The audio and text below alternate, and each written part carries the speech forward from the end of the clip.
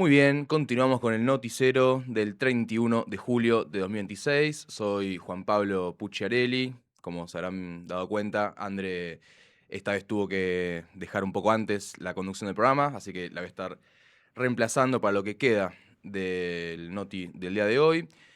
Vamos a hablar de la agenda internacionales, más precisamente de un tema que ocupó el centro de la agenda de esta semana.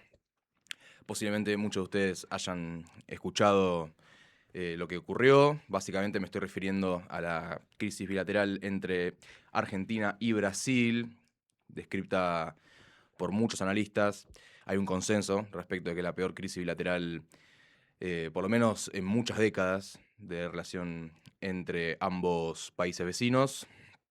Vamos a estar repasando lo que ocurrió concretamente en torno a este incidente diplomático y de paso hablar un poco de la situación política en Brasil de cara a las elecciones del próximo mes de octubre, en donde se va a dirimir quién va a conducir los destinos de Brasil por los próximos 4 años. Vayámonos al sábado pasado. El sábado pasado, Javier Milei, presidente de la Argentina, participó de la Convención Nacional del Partido Liberal de Brasil, en donde se lanzó oficialmente la candidatura a presidente de Flavio Bolsonaro, hijo del expresidente de ultraderecha de Brasil, Jair Bolsonaro, que gobernó Brasil entre 2019 y 2023. Milei fue una de las figuras destacadas de este evento que tuvo lugar en Brasil. Como decía, el sábado pasado fue básicamente a brindar un apoyo explícito al candidato de la oposición al presidente de Brasil, Lula da Silva, algo que es relativamente infrecuente, pero más infrecuente aún es el tono con el cual el presidente argentino brindó su discurso. Si les parece, en el audio 1 escuchamos al presidente Javier Milei el sábado pasado en la Convención Nacional del Partido Liberal de Brasil. Argentina tenemos como factor económico lo que llamamos el riesgo Cuca. Acá en Brasil hoy tienen el riesgo Lula. Confiamos en ti, Flavio, para lograr parar a la basura socialista. Un audio breve para que simplemente quienes no hayan escuchado lo que dijo Milei en Brasil tomen un poco de dimensión, si se quiere. Hubo más catarata de insultos y agresiones, no solamente contra el presidente Lula da Silva, sino también contra el titular del Supremo Tribunal Federal, Alexandre de Moraes, quien le negó a Milei la posibilidad de visitar en la cárcel al expresidente Jair Bolsonaro, básicamente alegando una posible interferencia en el marco del proceso electoral en curso en Brasil.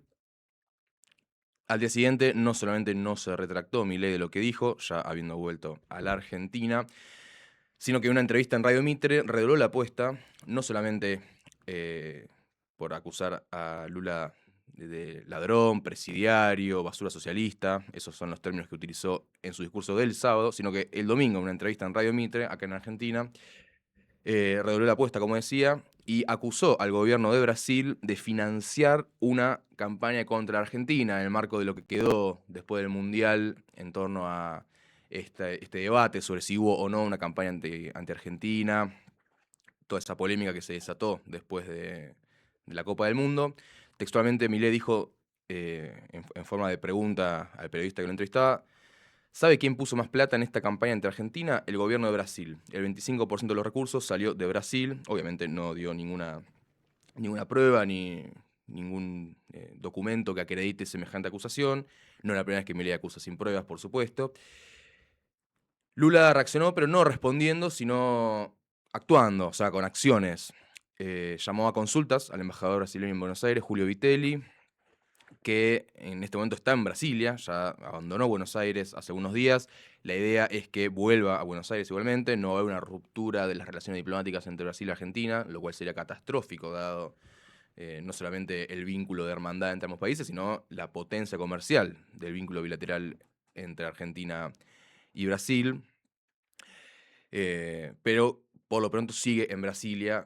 En este momento Brasil no tiene embajador en Buenos Aires. Habrá que ver cuándo fue la última vez que pasó algo así. Seguro que es inédito en las últimas décadas. Vitelli también se reunió con el canciller de Brasil, Mauro Vieira, en un encuentro en el que participó Lula da Silva, y también el gobierno brasileño convocó al embajador argentino en Brasil, a Daniel Raimondi, embajador argentino en Brasil por el gobierno de Milei, a dar explicaciones por los insultos que vertió el mandatario de extrema derecha argentino. La primera reacción discursiva dura del lado brasileño llegó, pero no del lado de Lula da Silva, sino del ministro de Hacienda, Darío Durigan, que hablando respecto a la comparación económica entre ambos países, sin meterse en las tensiones bilaterales, hizo una comparación. Si les parece, en el audio 2 escuchamos al ministro de Hacienda, Darío Durigan, y después lo traduzco al castellano. O dólar, quando o Lula assumiu, em 2023, estava em 5,27, 5,30. Hoje ele não está em 5,10, ele está em 5,8. Então, veja, o dólar caiu. O risco país, que é um indicador que mostra o quanto o Brasil hoje tem credibilidade ou não, ele está em 120, é uma das mínimas históricas. O palhaço do presidente da Argentina veio ao Brasil ontem e falou de Brasil, quando o risco país da Argentina é muito mais alto, a dívida pública é muito mais alta, a inflação lá é muito mais alta. Então, assim, não dá para considerar, não dá para entrar na onda dessas pessoas que dizem que vai virar o apocalipse, que vai ter problema, porque o Brasil, ele está com mínima de desemprego, mínima de inflação, recorde em balança comercial. Ahí pasaba el ministro de Hacienda de Brasil, Darío Durigan, en una entrevista radial. Durigan decía, el dólar cuando Lula asumió en 2023 estaba en 5.27, 5.30 reales. Hoy está en 5.10, 5.8. Entonces el dólar cayó. El riesgo país, que es un indicador que muestra cuánto Brasil hoy tiene credibilidad o no, está en 120, uno de los mínimos históricos. El payaso del presidente de Argentina vino a Brasil ayer y habló de Brasil. Cuando el riesgo país de Argentina es mucho más alto, la deuda pública es mucho más alta, la inflación es mucho más alta. Entonces no da para considerar, no da para entrar en lo que aquellas personas dicen que va a sobrevenir el apocalipsis, que vamos a tener problemas, porque Brasil está con un mínimo de desempleo, mínimo de inflación, récord de balanza comercial. Posteriormente, Lula sí hizo referencia al incidente diplomático desatado por Milei. Primero, en un muy breve cruce con periodistas brasileños, cuando le preguntan respecto a Milei, dice en tono sarcástico quién es ese tipo y sigue de largo. No se explayó más que eso, pero después sí, en un acto Lula se pronunció. Tenemos el audio también, el audio número 3, lo escuchamos a Lula da Silva, presidente de Brasil. Você viu a papaguada que fez aqui o presidente da Argentina. Eu não falei nada, porque a minha relação é uma relação de chefe de Estado com o Estado. Eu gosto do povo argentino e não vou ficar trocando coisa com aquela coisa. Aprendi muito cedo de que eu não sou melhor, mas também não sou pior de ninguém. De que eu não sou o menos sabido, mas também não sou o mais sabido. Eu apenas quero ser igual. E quero ter a oportunidade de fazer tudo que os outros podem fazer. Eu quero dizer para vocês, enquanto eu for presidente, enquanto eu for vivo, ninguém de fora vai meter o pedelho nessa. Ahí pasaba el presidente de Brasil, Luis Ignacio Lula da Silva. Decía, ¿ustedes vieron la payasada que hizo aquí el presidente de Argentina? Yo no dije nada porque mi relación es una relación de jefe de Estado con Estado. A mí me gusta el pueblo argentino y no voy a entrar en un intercambio de palabras con esa cosa. Aprendí muy pronto que no soy ni mejor ni peor que nadie. Quiero estar en igualdad de condiciones y mientras yo sea presidente y esté vivo, nadie de afuera se va a entrometer en las elecciones brasileñas. Retomo esto último que decía Lula respecto a la posibilidad de una interferencia en las elecciones brasileñas. El primer dato que hay que saber respecto a este tema es que son elecciones con voto electrónico, no con voto de papel. Hace muchos años que es así. Es un sistema que Brasil tiene hace décadas, este sistema electoral de voto electrónico. Y por supuesto que con Donald Trump en la Casa Blanca, aliado estrecho del bolsonarismo en Brasil, las preocupaciones de parte del gobierno brasileño sobre una posible interferencia de la ultraderecha en las elecciones para favorecer un posible triunfo de Flavio Bolsonaro, que es el candidato actual e hijo del expresidente, son grandes y van creciendo esas preocupaciones a medida que se acerca la cita electoral. Faltan menos de 3 meses para que Brasil empiece a definir su destino. Para entender este conflicto, como decía entonces, hay que introducir el factor Donald Trump. No alcanza con una simple rivalidad Milei-Lula, más allá de las discrepancias profundas entre ambos, que eso es así, incluso del primer segundo en que Milei se convirtió en presidente, cuando invitó a Jair Bolsonaro a la asunción presidencial y no al presidente en funciones de Brasil, algo también inédito. Ya desde el vamos, la relación entre ambos jefes de Estado está absolutamente tensionada. Como decía entonces, el factor Trump. No solamente por la posible interferencia electoral, no solamente porque Lula y Sheinbaum, diría la presidenta de México, Claudia Sheinbaum, son quienes más se han plantado ante los atropellos de la política exterior trumpista en América Latina y en general a nivel internacional, sino por una cuestión adicional que está desde luego tensionando también al máximo las relaciones entre Brasil y Estados Unidos, que son los aranceles de tariffs, como dicen los yanquis, los aranceles básicamente que Trump dispuso a la importación de productos brasileños. Esto ocurrió en 2025, el año pasado, recordarán, en enero del 25 asume Donald Trump, 20 de enero del 25 asume Donald Trump.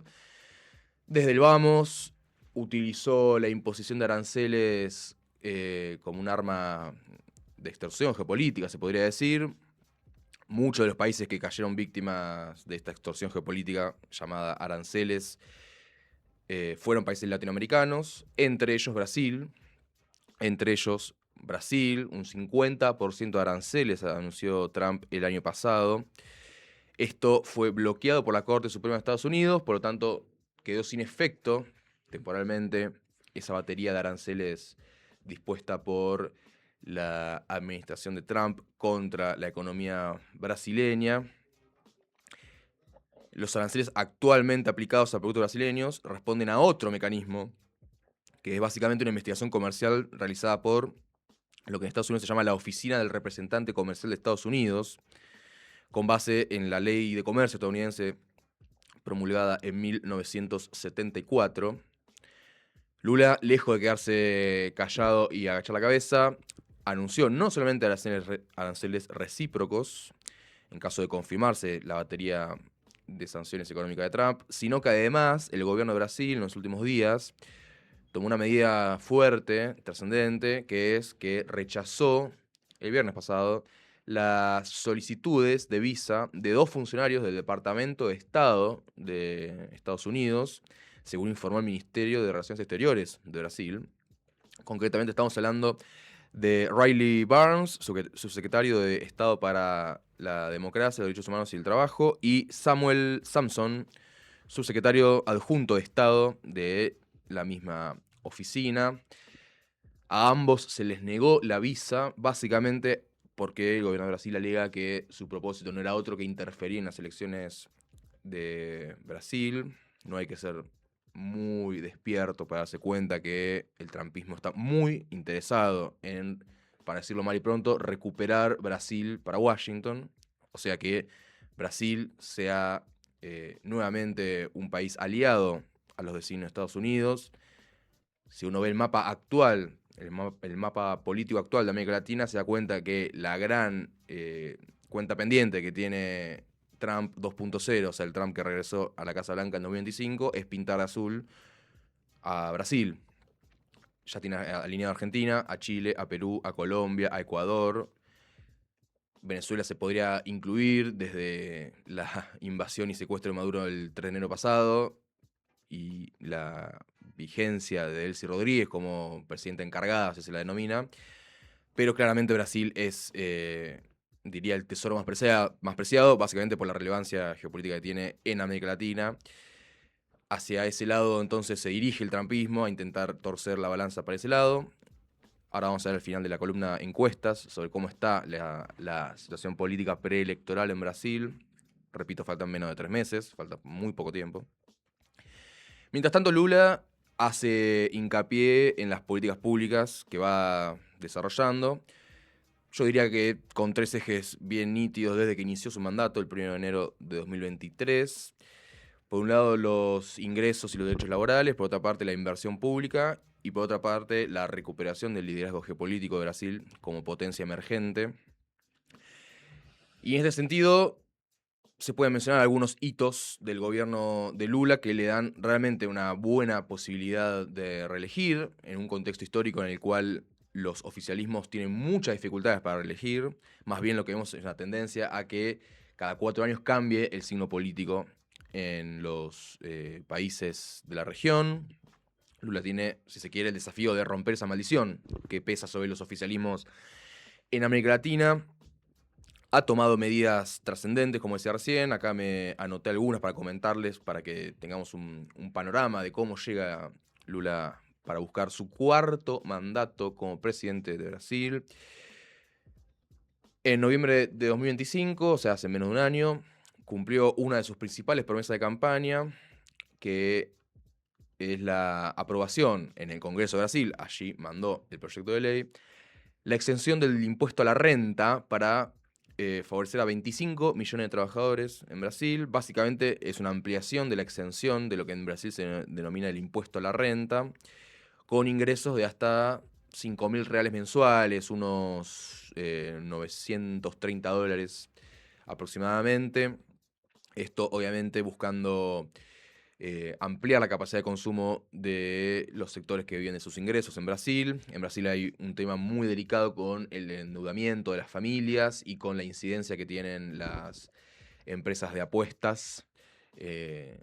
Al respecto, Brasil se ha pronunciado en diversas ocasiones digamos, en relación a este flagelo que asola a muchas familias en Brasil. Más acá en el tiempo, en mayo de 2026, hace unos 2 meses y pico, en la Cámara de Diputados se aprobó el fin de la llamada jornada 6x1. 6x1 se refiere a 6 días de trabajo, 1 día de descanso. Esa es la jornada laboral semanal en Brasil. En diputados se aprobó, falta que tramite en el Senado de Brasil, pero el proyecto enviado por el gobierno de Lula, básicamente, es una enmienda constitucional, se llama. Busca dar 2 días de descanso a los trabajadores, o sea, pasar una escala de 5x2 en vez de la de 6x1 que actualmente rige en el país vecino. Cuando se aprobó en diputados, repito, falta que pase por el Senado, cuando se aprobó en diputados, Lula festejó, dijo: más que horas en el reloj, estamos devolviendo a los trabajadores y trabajadoras el derecho a convivir con la familia.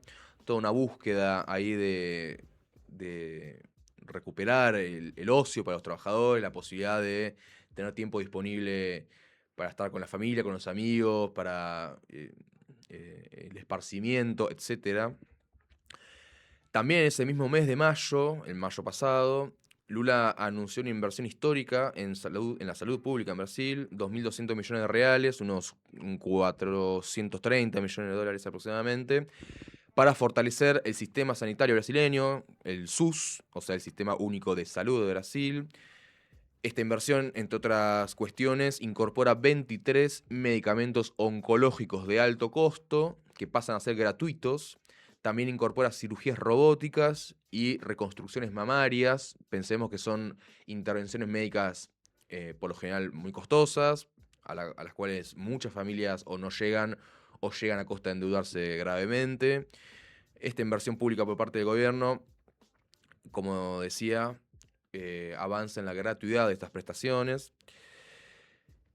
Y menciono la cuestión sanitaria porque en los últimos días, en las últimas horas, Lula recibió en Brasil al titular de la Organización Mundial de la Salud, Tedros Adhanom Ghebreyesus. La OMS, como saben, estuvo en el centro, iba a decir de la polémica, en realidad más que polémica, fue víctima de una decisión de Donald Trump de retirar a Estados Unidos de la Organización Mundial de la Salud, a lo que copió su aliado más estrecho, digámoslo así, que es Javier Milei en la Argentina, quien también retiró a la Argentina de la Organización Mundial de la Salud. Al respecto, tenemos en el 4º y último audio que traje para la columna de hoy a Lula cuando recibió, repito, en las últimas horas al titular de la OMS. Vamos a escucharlo a ver qué le decía, después traduzco. A Lula en el audio número 4. A ver si tenemos el audio número 4 de Lula. Ahí va. Quando você puder conversar com o presidente Trump, ele que anunciou que ia cortar a verba da Organização Mundial da Saúde, você diga para ele como é que um presidente de um país que não é rico como os Estados Unidos consegue garantir a cada cidadão brasileiro o mesmo tratamento de saúde que terá o presidente da República. Ahí pasaba Lula da Silva en el cuarto y último audio de la jornada de hoy. Le decía al titular de la OMS, cuando puedas hablar con el presidente Trump, que anunció que iba a cortar el presupuesto de la Organización Mundial de la Salud, dile cómo es posible que un presidente de un país que no es rico como Estados Unidos consiga garantizar a cada ciudadano brasileño el mismo tratamiento médico que tendrá el presidente de la República, decía Lula en este intercambio, en esta alocución. Para ir cerrando la columna, tenemos una encuesta recién salida del horno hace muy poquitos días respecto a la carrera electoral en Brasil. Va a ser una disputa absolutamente central para el destino, obviamente, de Brasil, pero también de América Latina. La encuesta de Atlas Intel para Bloomberg de esta semana, el dato más relevante cuando consulta respecto a una segunda vuelta, porque es muy difícil que Lula gane en primera vuelta, básicamente porque debería llegar al 50% de los votos, 50 más 1, o sea, no hay posibilidad, como en Argentina, de sin llegar al 50 ganar en primera vuelta, de acuerdo a la alquimia que se dé con el segundo. Sí o sí, para ganar en primera vuelta hay que llegar al 50 más 1 de los votos. Como es muy difícil, ya las encuestas empiezan a jugar con un posible escenario de segunda vuelta. Entonces, volviendo a la encuesta que les mencionaba de Atlas Intel, que es por otra parte la más prestigiosa de Brasil, la consultora, Lula estaría obteniendo el 49,2% de los votos en una segunda vuelta contra el 42,9% de Flavio Bolsonaro, unos 6 puntos, entre 6 y 7 puntos de diferencia. Le saca Lula, según esta encuesta, al hijo del expresidente Jair Bolsonaro. Un leve crecimiento respecto a la realizada en junio, en la cual Lula tuvo un 48,8%, o sea, 0,4 decimales menos, y Flavio Bolsonaro tuvo 6 decimales menos también, 42,3%. Ambos crecieron. Lula estaría proyectando indecisos y de acuerdo a lo que vaya a ser la campaña, que en las campañas electorales suele crecer el músculo electoral de los candidatos. Bueno, es muy posible que Lula, dado este escenario, se pueda imponer. Hay que tener en cuenta, ahora sí, con esto cierro, el impacto que tuvo en la campaña de Flavio Bolsonaro y el escándalo del Banco Master, de Daniel Borcaro, está en este momento detenido. Para ir al grano y hacerlo muy sintético, un préstamo millonario que recibió la familia Bolsonaro, obviamente entre ellos Flavio Bolsonaro, candidato, para supuestamente filmar una película de la historia de Jair Bolsonaro, más de 50 millones de dólares, una producción cinematográfica absolutamente exuberante, más de 50 millones de dólares para hacer una película así. Obviamente a nadie le cierra que haya sido para eso ese dinero. Está el debate, obviamente, que investigar en términos judiciales, está el debate de si fue para financiar la campaña, si fue para mantener a Eduardo Bolsonaro, otro de los hijos del expresidente que vive en Estados Unidos, no en Brasil, sino en Estados Unidos.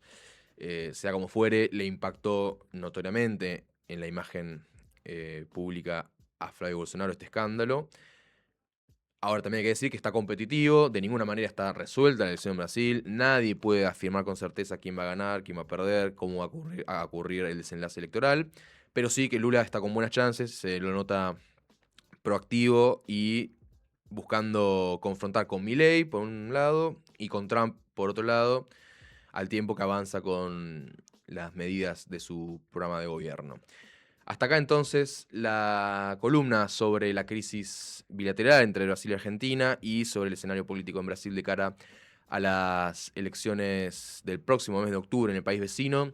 Ahora vamos a una tanda y a la vuelta seguimos con más deportes en el Noti de este 31 de julio.